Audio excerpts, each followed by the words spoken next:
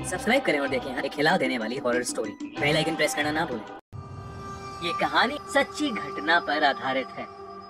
कुछ साल पहले मुझे बंगाल के एक छोटे से शहर में फैक्ट्री इंस्पेक्शन के लिए जाना पड़ा, जहाँ काम खत्म होते होते मुझे काफी लेट हो गया था।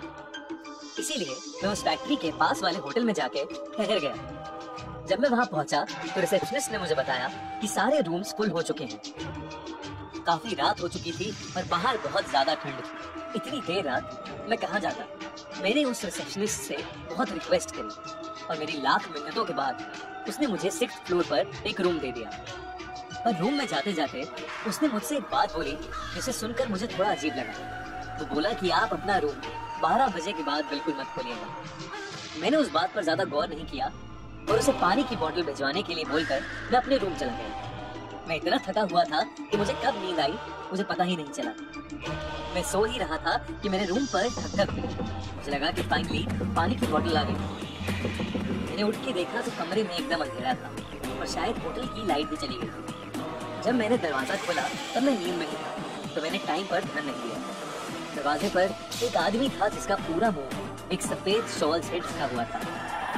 उसके एक हाथ में लालटेन थी और दूसरे हाथ में पानी की बोतल। जैसे ही मैं पानी की बोतल लेने के लिए आगे बढ़ा, वो आदमी थोड़ा पीछे हो गया और होटल की बालकनी की तरफ चलने लगा।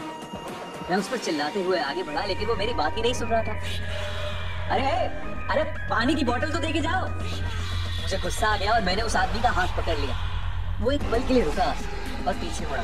फिर जैसे ही मैंने उससे पानी छीनने की कोशिश करी, वो आदमी मेरे ऊपर जोर से चिल्लाया और उसकी शॉल उसके मुंह से हट गई। मैंने जो देखा वो देखकर मैं हक्का बक्का रह गया। उस आदमी की आंखें नहीं थी, सर ऊपर से खुला हुआ था और पूरा चेहरा जला पड़ा था। मैं एकदम से बहुत ज्यादा घबरा गया और तुरंत अपने कमरे की ओर वापस भागा। मैंने देखा कि घड़ी में 1:30 बज रहा है और तब मुझे उस रिसेप्शनिस्ट की बात याद आई। तभी मेरे रूम में वापस ठक हुई। मैंने इस बार दरवाजा नहीं खोला और रिसेप्शन पर कॉल लगाया।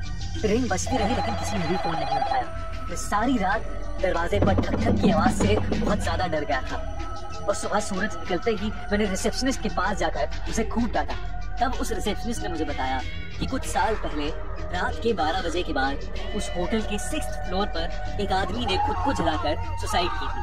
उसके बाद से उस आदमी की आत्मा उसी फ्लोर पर घूमती है और उस रूम में रुकने वाले लोगों में से कुछ लोग 6th फ्लोर की बालकनी से गिरकर मर भी चुके हैं और इसीलिए वो 6th फ्लोर का कोई ही रूम किसी को अलॉट नहीं करते। ये सुनकर मैंने खुद को खुशनसीब माना कि मैं जिंदा और सुबह सुबह ही उस होटल से निकलकर वापस अपने घर आ गया। मुझे आज तक रात में 12 बजे के बाद घबराहट महसूस होती है और उस आदमी का डरावना चेहरा मुझे ढंग से सोने नहीं देता।